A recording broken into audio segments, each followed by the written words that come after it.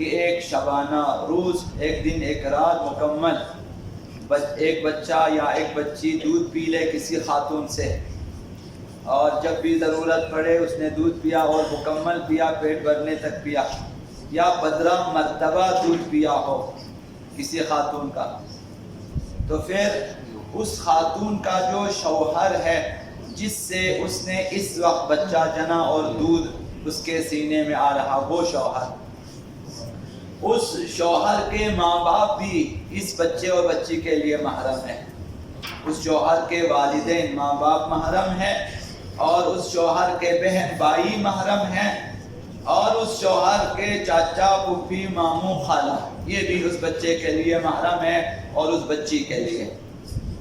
تو یہ یاد رکھنا چاہیے کہ کم و بیش ذہنوں میں رہیں، اگرچہ سارے مسائل یاد نہ رکھ سکیں ذہنوں میں رکھیں کہ اس طرح سے محرمیت پیدا ہو جاتی ہے اور شادی نہیں کر سکتے یہ لوگ آپس میں۔ تو پرسوں بھی آپ کی خدمت میں عرض کیا کہ اب جس بچے نے دودھ پیا ہے اس خاتون کا، تو اس خاتون کی جتنی بیٹیاں ہوگی اس بچے کا باپ ان سے شادی نہیں کر سکتا۔ اگر شادی کیا ہوا ہو پہلے سے اس خاتون کی بیٹی سے، اور اب اس خاتون نے اس بچے کو دودھ پلایا ہے، تو وہ خاتون جو ہے اس کا نکاح ٹوٹ جائے گا اور وہ اس کو جدا ہونا چاہیے اپنے شوہر سے۔ تو یہ عرض کیا، تو یہ محرمیت کا ایک سلسلہ تھا۔ اب ایک حدیث مبارکہ ہے ماؤں کے مقامات خداوند متعال کے ہاں کس قدر ہے، یہ ماؤں کو سوچنا چاہیے، اور جو خطرات ہیں پیغمبر اسلام نے بیان فرمایا وہ بھی، کہ یا معشر النساء، اے عورتوں خواتین سے فرمایا کہ تصدقن ولو من حلیکن، تم لوگ صدقہ دیا کرو، خواتین سے فرمایا تم لوگ صدقات دیا کرو اگرچہ اپنے زیورات سے ہی کیوں نہ ہو،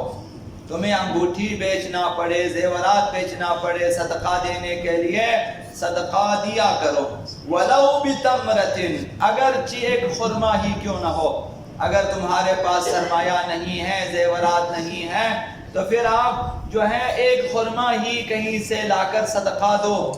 اور اگر ایک خرما بھی نہیں دے سکتے وَلَوْ بِشِقِّ تَمْرَةٍ، ایک خرما کا ایک حصہ اگر مثلا آدھا خرما صدقہ دے سکتے ہو تو آدھا خرما صدقہ دیا کرو۔ وجہ کیا ہے؟ ایک تو صدقے کی طاقت آپ ذہن میں رکھیں، فَإِنَّ أَكْثَرَكُنَّ حَطَبُ جَهَنَّمَ، تم عورتیں، اکثر عورتیں جہنم کی ایندھن ہیں، جہنم کے لیے، نار جہنم کے لیے ایندھن بننے والی ہیں، اس لیے صدقات دیا کریں۔ اِنَّكُنَّ تُكْثِرْنَ اللَّعْنَ، تم لوگ کیوں جہنم میں جانے والی ہیں؟ فرمایا کہ اکثر تم لوگ نفرین کرنے والی ہیں، عورتیں آپس میں نفرین کرتی ہیں، مثلا اردو میں کہتے ہیں کہ مثلا ایک دوسرے کو یا خاندان والوں کو کوستی ہیں، مثلا بری بری باتیں بیان کرتی ہیں۔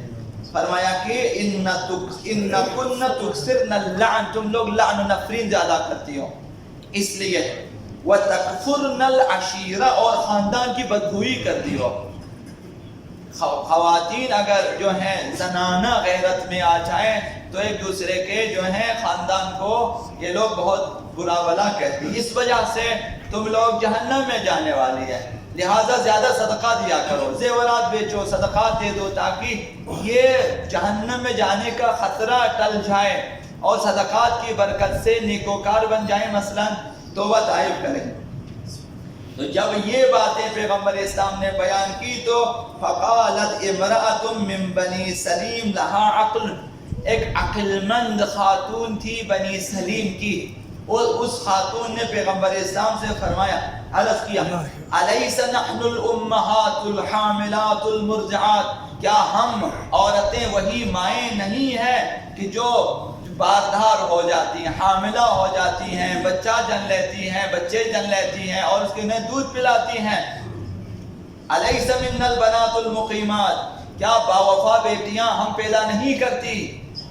والاخوات المشفقات، دل سوز بہنیں ہم پیدا نہیں کرتی؟ یعنی ہم عورتیں ایسی ایسی بیٹیاں پیدا کرتی ہیں۔ فرق لها رسول اللہ صلی اللہ علیہ وآلہ، جب یہ باتیں سنی پیغمبر اسلام نے دلسوزی کی، رحم آیا، رقت طاری ہو گئی پیغمبر اسلام پہ. فرمایا فقال حاملات والدات مرضعات رحیمات، ٹھیک ہے تم لوگ حاملہ ہو جاتی ہیں، باردار ہو جاتی ہیں، پھر بچے جن لیتی ہیں، پھر دودھ پلاتی ہیں اور دلسوزی بھی کرتی، رحم دل بھی ہیں، لیکن لولا ما یأتین الی بعولتہن، لیکن وہ اذیتیں جو تم اپنے شوہروں کو دے دیتی ہو، اگر یہ اذیتیں نہ ہوتی ما دخلت مصلیۃ منہن النار، تو تم میں سے کوئی بھی نماز گزار خاتون جہنم میں نہ جاتی. تو ایک سب سے بڑی وجہ ہے خواتین کے جہنم میں جانے کی، وہ یہ ہے کہ شوہروں کے خلاف ان کی زبان درازیاں، اذیت و آزار اور بدگوئیاں اور خاندان کے بارے میں،